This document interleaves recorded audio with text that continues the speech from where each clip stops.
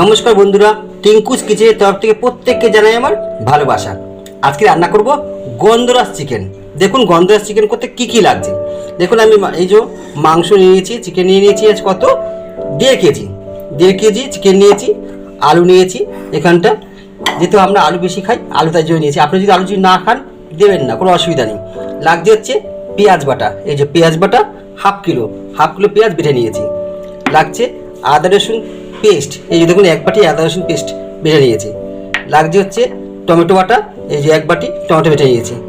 আর লাগছে হচ্ছে গন্ধরাজ চিকেনের জন্য গন্ধরাজ লেবু খোলাটা গ্রেট করে নিয়েছি, এইটাই। এবারে কি কি দেবো রান্নার সময় দেখিয়ে দেবো, পরবর্তী কি কি দিচ্ছি আমি দেখিয়ে দিচ্ছি। আসুন চলুন এবারে মাংসটা একটু ভেজে নিই। কড়াইটা আমি আগে থেকে বসিয়ে গেছি, কড়াইটা আমার গরম হয়ে গেছে। এবারে আমি দিয়ে দেবো তেল।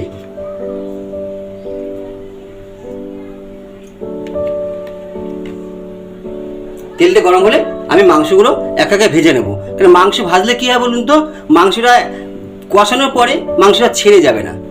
মাংসটা দেখবেন কষাতে মাংস একটু ছেড়ে যায়, কিন্তু ভাজার পরে মাংসটা ছাড়বে। একটু হালকা করে ভেজে নেবেন, দেখবি কষালেও মাংসটা ছাড়বে না। চলুন মাংসটা এবারে ভেজে নিই। তেলটা আমার গরম হয়ে গেছে, এবারে আমি মাংসগুলো ছাড়বো। হ্যাঁ, আর একটা কথা বলা হয়নি, মাংসটা মাখানোর সময় একটু নুন আর হলুদ দিয়ে নেবেন। তাই মাংসের মধ্যে নুনটা ঢুকবে। আমি নুন আর হলুদ দেখুন মাখিয়ে রেখেছি, এই যে নুন আর হলুদ মাখিয়ে রেখেছি। এই যে আপনি নুন হলুদ মাখিয়ে রাখবেন, মাখিয়ে রেখে তারপর ভাজবেন।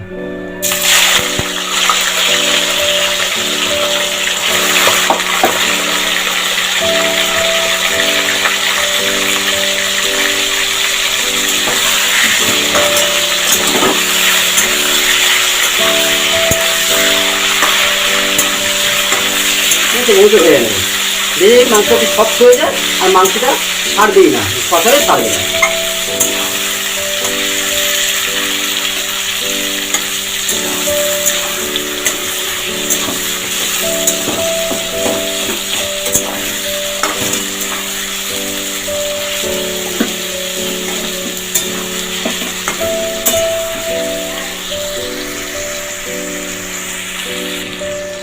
দেখুন মাংসটা ভাজা হয়ে গেছে, এরকম ভাজবেন, আর ভাজতে হবে না। এবার আমি তুলে নেবো।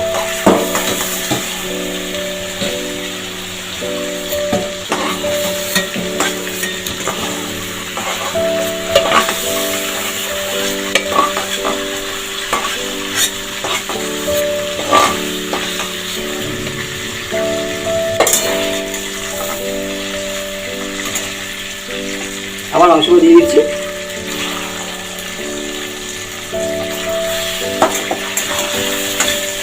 সবকটা মাংস আমি ভেজে নিই। এবারে আমি এই তেলে আমি দিয়ে দেবো আলুগুলো দিয়ে দেবো, আলুগুলো ভেজে নেবো।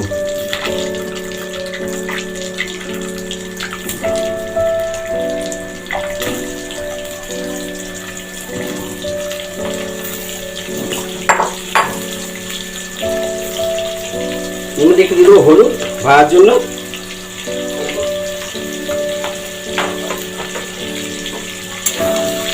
আলুটাকে ভেজে নেবো, ভেজে তুলে নেবো, তারপর মশলা বাটাবো।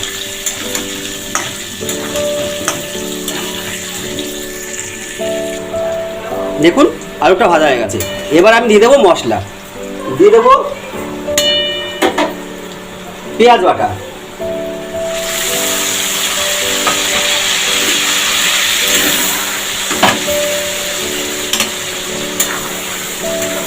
আলুটা না সেদ্ধ হতে টাইম লাগে, ওই জন্য আলুটার সাথে মশলা কষিয়ে নিই। কারণ আর মাংসটা ভাজা আছে, সেদ্ধ হতে টাইম লাগবে না। আলুটার সাথে মশলা কষিয়ে দিয়ে আলুটা সেদ্ধ হয়ে যাবে, মশলাটা কষিয়ে যাবে। এবার দিয়ে দেবো আদা রসুন বাটা,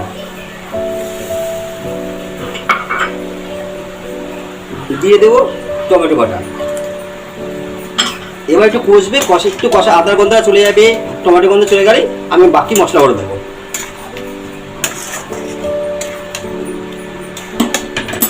এটা কষু, বাকি মশলাগুলো দেবো আমি আস্তে আস্তে। এবার দিয়ে দিলাম নুনটা 1 চামচ আর 2 চামচ একটু দিয়ে রাখলাম, যদি লাগে পরে দেবো।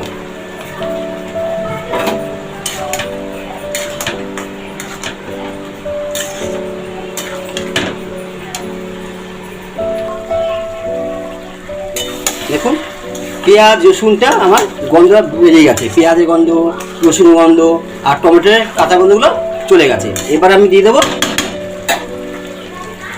চিরা কাঁচা লঙ্কা, 1 বাটি চিরা কাঁচা লঙ্কা দিয়ে দেবো। হলুদ গুঁড়ো 1 চামচ, 2 চামচ, 2.5 চামচ হলুদ গুঁড়ো দিয়ে দেবো। লঙ্কার গুঁড়ো 1 চামচ, 2 চামচ আর একটু 2.5 চামচ মতন, 2.5 চামচ দিয়ে দিলাম লঙ্কার গুঁড়ো। দিয়ে দেবো হচ্ছে জিরের গুঁড়ো 1 চামচ, 2 চামচ জিরের গুঁড়ো দিয়ে দেবো। 1 চামচ মতন ধনের গুঁড়ো, 1 চামচ আর একটু এই ধনের গুঁড়ো।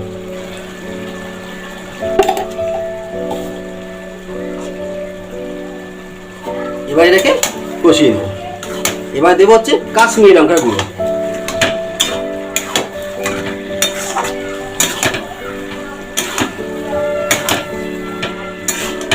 দেখুন এই চামচের 1 চামচে হচ্ছে কাশ্মীরি লঙ্কা গুঁড়ো।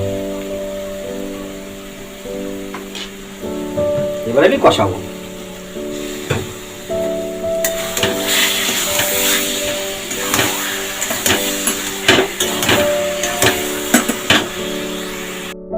এবার দিয়ে দেবো মাংসগুলো।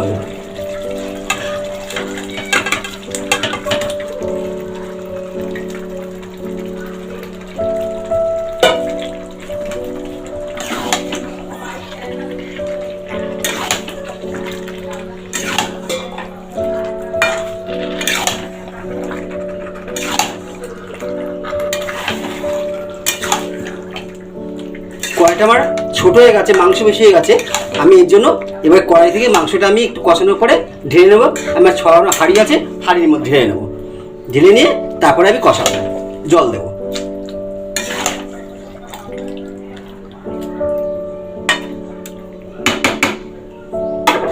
এটাকে আমি ঢাকা দিয়ে দেবো।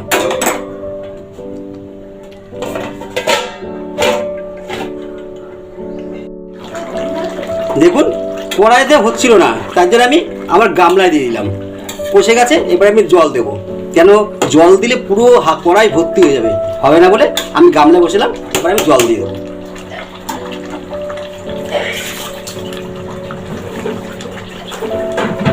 এবার আমি জল দিয়ে দেবো। দেখুন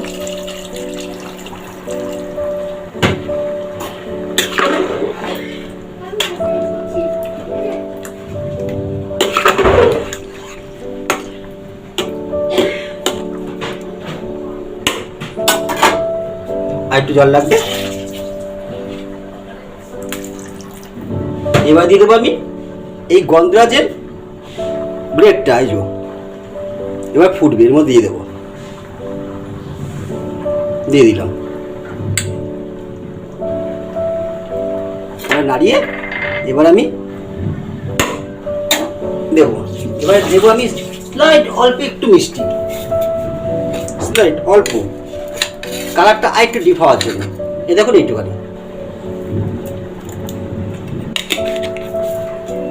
এবারে ঢাকা দিয়ে দেবো, এবার ফুটতে দেবো। ঢাকা দিয়ে দিলাম, এবার ফুটবে। এবার আমি ঢাকাটা খুলে নেব। ঢাকাটা খুলে নিলাম, দেখুন হয়ে গেছে। এই গন্ধরাজের ফ্লেভারটা বেরাচ্ছি কড়াতেই। এবার আমি ঢেলে আসছি। হয়ে গেল আমার গন্ধরাজ চিকেন কষা। ভালো লাগলে লাইক, কমেন্ট, শেয়ার করতে ভুলবেন না। অবশ্যই সাবস্ক্রাইবটা করে দেবেন।